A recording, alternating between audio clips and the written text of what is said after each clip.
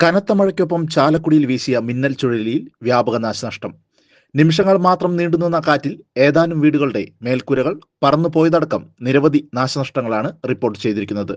ഇന്ന് രാവിലെ 9:30-യോടെയാണ് കാറ്റടിച്ചത്. മിന്നൽ ചുഴലിയിൽ മരങ്ങൾ വീണും വീടുകൾക്ക് കേടുപാടുകൾ പറ്റി. ആർക്കും പരിക്കില്ല. കഴിഞ്ഞ കാലവർഷക്കാലത്തും ഈ പ്രദേശത്ത് ചുഴലിയടിച്ചിരുന്നു. അന്നും ഏറെ നാശനഷ്ടമുണ്ടായി. ഇതിന്റെ നഷ്ടപരിഹാരം ഇപ്പോഴും ലഭിച്ചിട്ടില്ലെന്ന് നാട്ടുകാർ പറഞ്ഞു. കവുങ്ങും ജാതിയുമടക്കം നിരവധി ഫലവൃക്ഷങ്ങളും കാറ്റിൽ നശിച്ചിട്ടുണ്ട്. വൈദ്യുതി പോസ്റ്റുകൾ ഒടിഞ്ഞു വീണതിനാൽ പ്രദേശത്ത് വൈദ്യുതി വിതരണം മുടങ്ങിയിട്ടുണ്ട്.